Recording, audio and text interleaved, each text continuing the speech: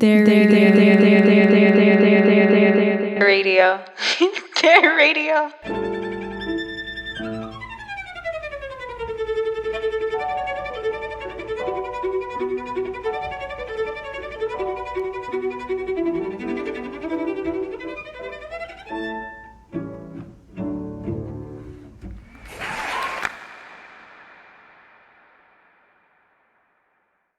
Who am I if I take away everything that I do?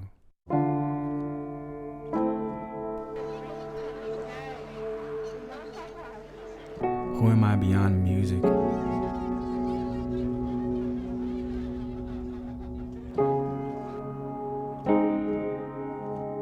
What is there when these roles are removed? I've done such a good job at trying to keep up with these roles. I forgot to simply exist.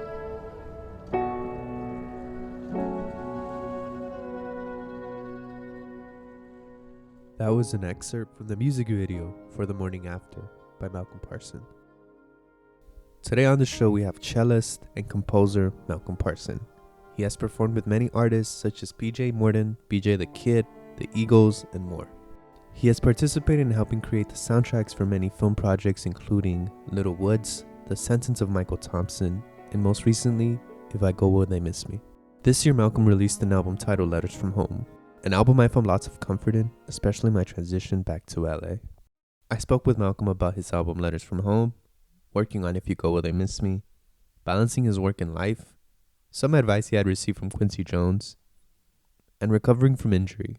Thank you to Malcolm for joining us on this last episode of the first season of Their Radio.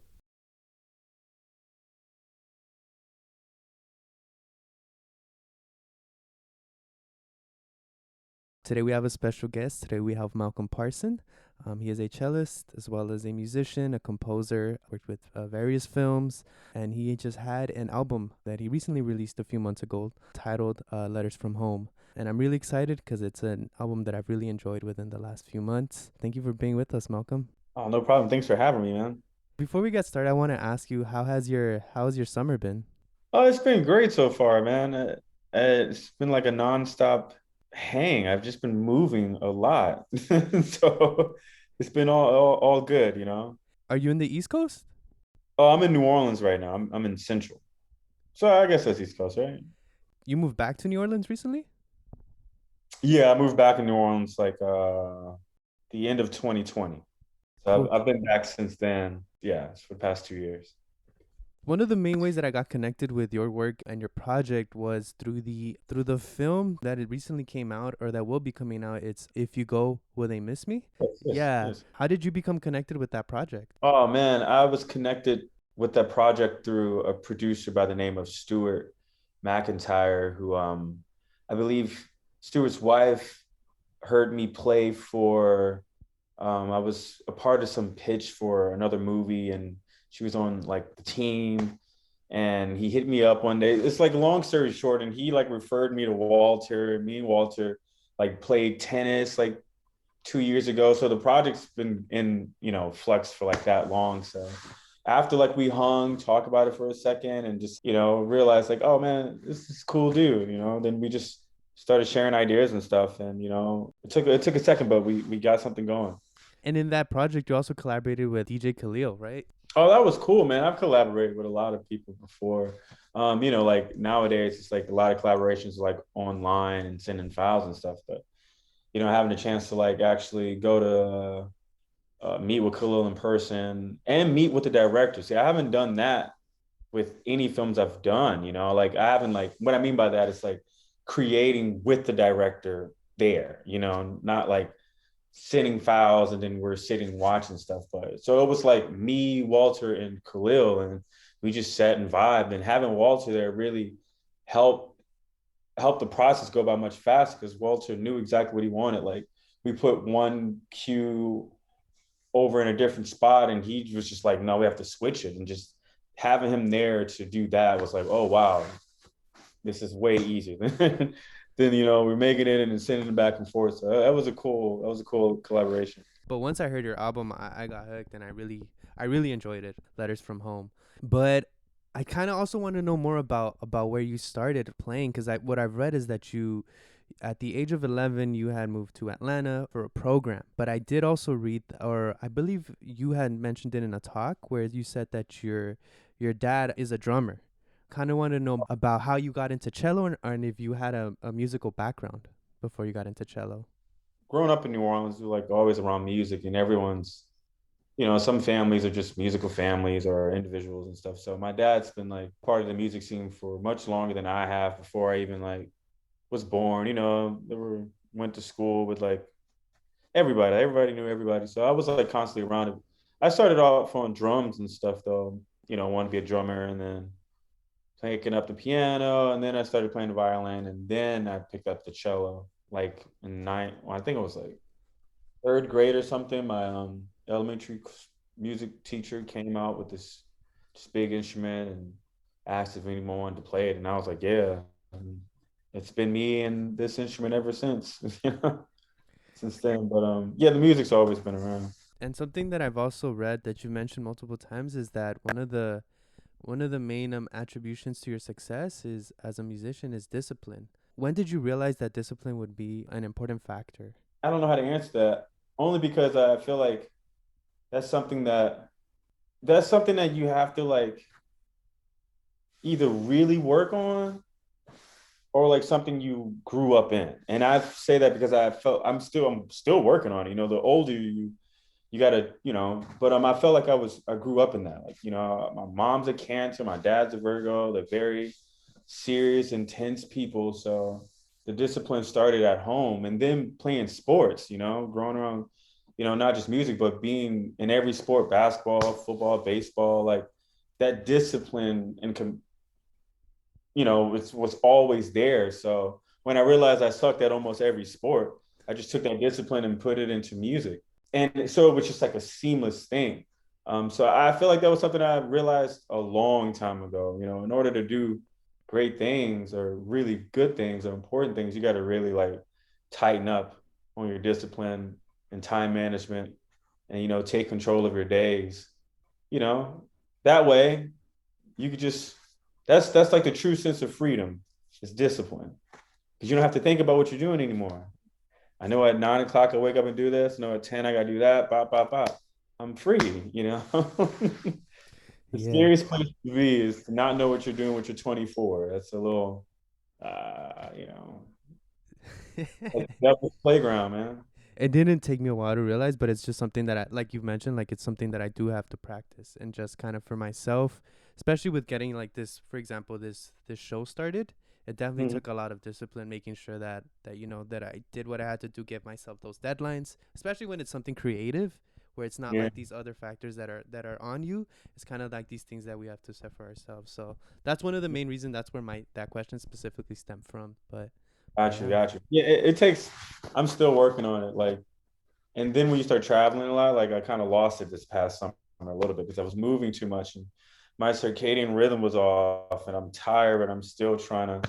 So now, like this past month, I feel like I'm getting back on it. Like, yeah, 6 o'clock in the morning, we doing some runs, we hitting the gym, like we back in it. So yeah, it's an endless practice, man. I recently read of a musician. I don't know if you heard of Larry June. He recently said that he actually only does music for like 3 hours a day, and that's it. So I kind of wanted to ask you if you have a certain time frame that you give yourself for music in order to balance your outside life as well. Yeah, I do.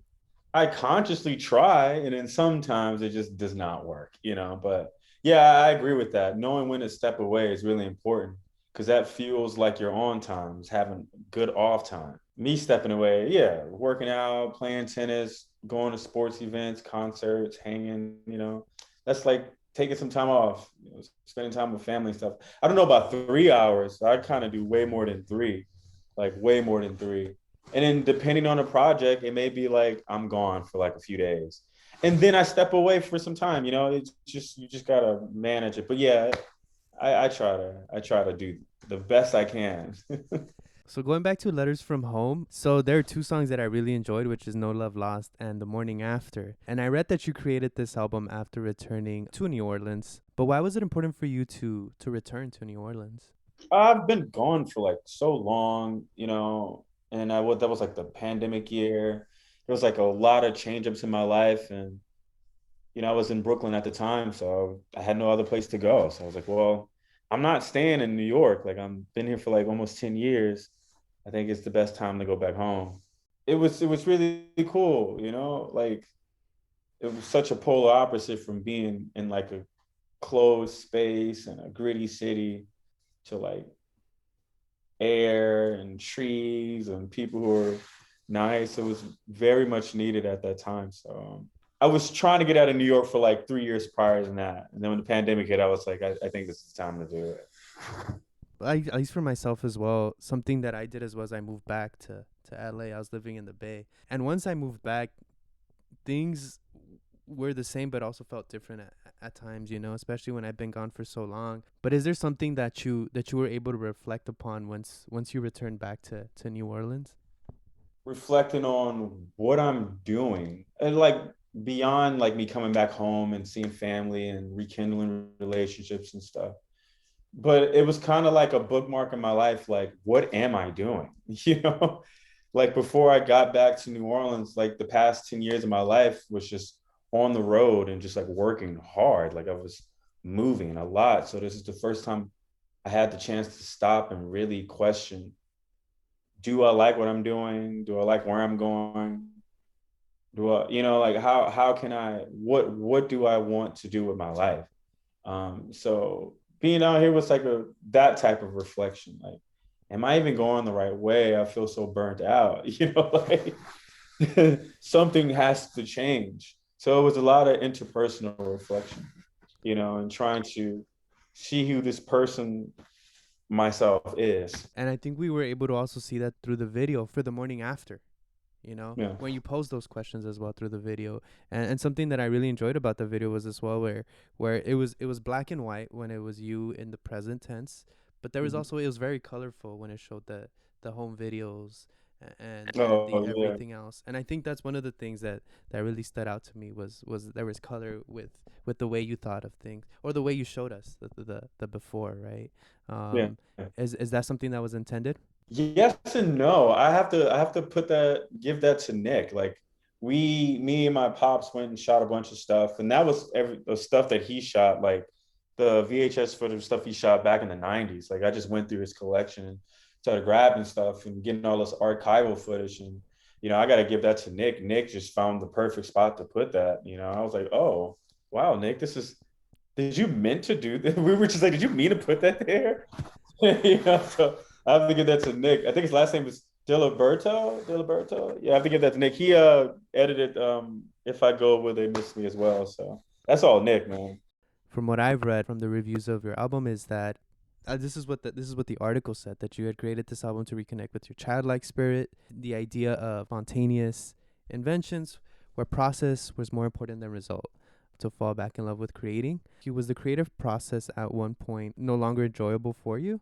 Yeah, I mean, and, even like beyond just then, like even like now, like when your main gig or main job or career is creating and you're doing it for other people and you're constantly collaborating, it can get very stale, especially when people find that you do this and you have to keep doing this over and over and over again. You're trying to find a way to connect with stuff again. So yeah, at one point it definitely got really stale, really, really stale. Really, what should I say? Like motivated by outside channels. I didn't even know what I was liking or wanted to do anymore. So Letter of Home, did it feel like that was the closest to you in your recent projects? Yeah, yeah, yes. I say yeah like that in that in that way because I still feel like I have a lot more deeper diving to do because I feel like Letters from Home was just like we just stepped in the foyer of my house. Like you don't really know this house. We created the house and we just stepped in the front room. There's so I'm still trying to, and because I think that the project is possibly like a collection of different rooms that I would like to continue investigating in different projects or albums or compositions and stuff. That's why I say that. I don't think it's like a whole embodiment of myself.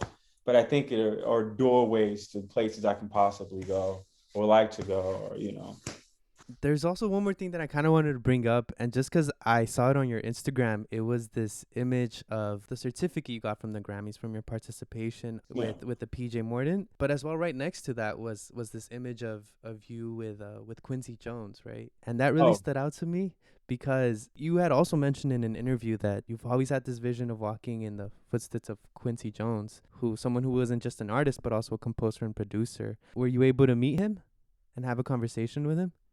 yeah. We chopped it up for like maybe like 20, 30 minutes. And I just got a chance to be like a nervous kid, just asking all these questions that I already know the answer to, because I've read his autobiography and every book he put out. So I just want to hear it from him.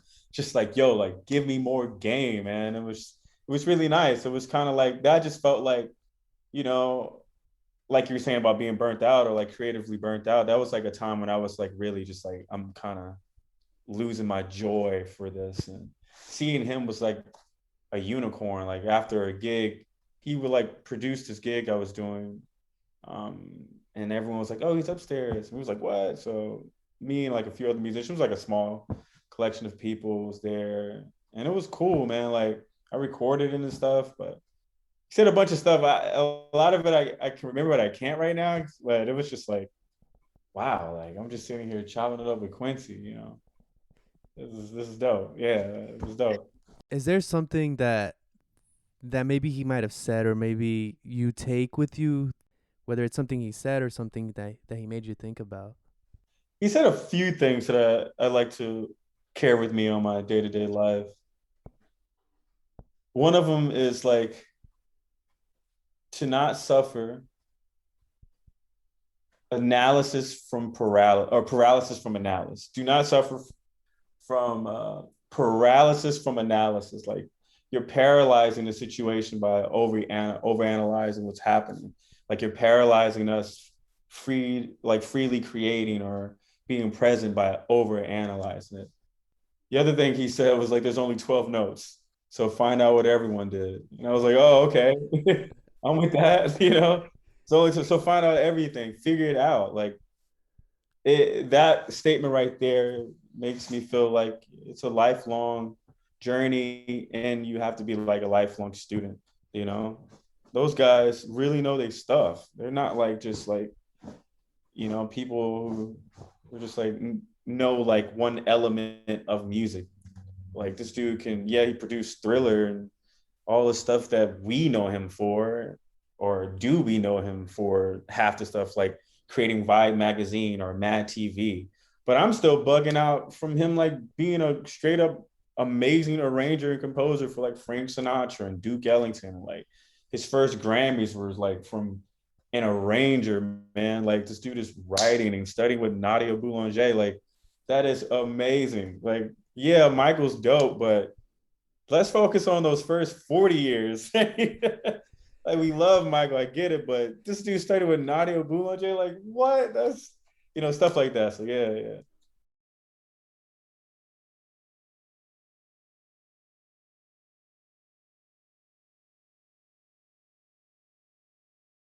But you had mentioned that you also had at one point you had also hurt I think you had hurt your fingers or you needed physical therapy because your hand got locked during a show. So I wanted to know more about that, and I wanted to ask you if that incident in specific, if that helped change the way you thought about and approached music. Yeah, it definitely changed my approach to music from me just thinking that I'm simply a musician, but I'm using my body. So there's some type of form of having to be an athlete that's within this, because like a lot of musicians are just saying, "Oh man, we're musicians, man. We can like drink and chill, won't do nothing." And then you hurt yourself, you get injured, you take yourself for the same career-ending injuries that athletes do. And in that regard, it just made me feel like I need to take care of my body. Is what I'm saying. I need to get the right amount of sleep. The thing I did do when I got that, I'll go into what happened. But the thing I did do after that happened was that I started working out. Like, I was in physical therapy lifting 2-pound weights with people who were like 60 and 70. Like, this is embarrassing. I was like 25. lifting stuff. I couldn't move my arm. So after that, when I was on the road, man, I was hitting the gym all the time. And my fingers just got really fast. It was like kind of like scary fast. Like, whoa. Like I don't have to think, like it's like have a mind of its own. But what happened was, I was in this band, the Carolina Chocolate Drops. We had to open up the main stage. It was hot. We hung out all night before, drinking, dehydration. We did one set, and then as soon as we started the next song, my hand just locked up, and then I couldn't even play. It just like completely locked up. So I had to go to therapy, and they were just like, it's kind of swollen. And I was holding my cello, standing up and stuff. So it was kind of hard to type it. It was weird, man. I was just beating up my body basically. I wasn't taking care of my body. So after that, it was just like, let me act like I'm LeBron James. Like, what would Kobe do? Kobe wouldn't be doing the stupid stuff we doing. Kobe would probably wake up at 3 o'clock in the morning, go to the gym. He's not out at 3 o'clock in the morning about to go to sleep. Like, so I had to get that mindset and use that in music, not just like, oh, we playing a show, let's hang. It's like, yo, I got stuff to do tomorrow. I got a show. I gotta take out my phone. Did that change the way you composed music or the way you created music, like before and after? I don't think it changed how I created or composed at all. It just made me become more conscious of myself and my physique and my instrument, and just really starting to like stretching more. Like I was stretching all the time. It's like trauma, man. It scared the heck out of me. I was just like, nah.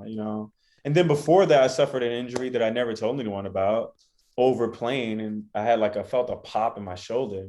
Can't be overplaying. You can't be, just get your stuff together, man. It was like that, you know? The way I think of your music is very much like poetry to me. Just because for me, it feels like the scene is set up. And not only that, but I hope the video really helped me visualize that in a different type of way. But is that the approach that you also have for your music, kind of thinking of coming up with a story? And this is the story I want to tell with this specific song. Yes and no. I mean, like, I guess I do create in the sense of like in the idiom of a poem, but like for me, it's kind of like thinking of a scene that hasn't really happened yet. I'm still coming from like a film or theatrical type of place with it, or some type of story, just any angle, basically, any type of angle that I can find. So, and then I think with that, the poem or the piece gets revealed by itself. Yeah, I would say more film than poem, but being that they're both like, evoke visual things and use words, I think they're somewhat the same. Especially for me, as somebody who's moving back, like I mentioned, moving back to LA, I'm kind of trying to, at times I try to romanticize it, but I also try not to. and I feel like the music that you've made, it kind of builds onto this romanticization that I have of things. But at the root of it is kind of like going back to those feelings that I had, or the feelings that are built off of these memories in these places, Yeah, exactly. And at the end of the day, I think that's one of the main factors of creating this radio station. It's just kind of building off of that, but also creating something new and creating something of my own, Yeah, exactly. kind of way. Oh, thanks, man. I appreciate it, man. I really appreciate that you enjoyed it. But thank you so much for being with us, Malcolm. It's been a great talking to you and getting to know a little bit more about you. Oh, thank you guys, man. I really appreciate it. There'll be new stuff coming soon. I'm just going through like the end of year projects, so it's just like ramp up time. Like, what's something that you have that's coming up? I've just finished this cello and piano commission for Eastman Cello Consortium. That took like 5 months to do. And then when I looked at it, I have to go get the score bound and the part and to send it to the Library of Congress so it can be copywritten and stuff. But that was a good accomplishment. I know that's like nothing like big, but sitting here writing a piece for cello and piano, it's just like, oh my gosh, man, Well, thank you for your time. Thank you for also giving us that hour to No problem, man. I appreciate it, to man. be with you. You can follow Malcolm's work at www.malcolmparson.com. I will leave the link in the episode's description.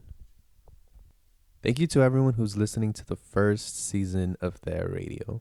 If you enjoyed this show and would like to support us, please share us to your friends, socials, and loved ones. We will be returning in a few months with more engaging interviews and conversations and visions. Until then, happy holidays.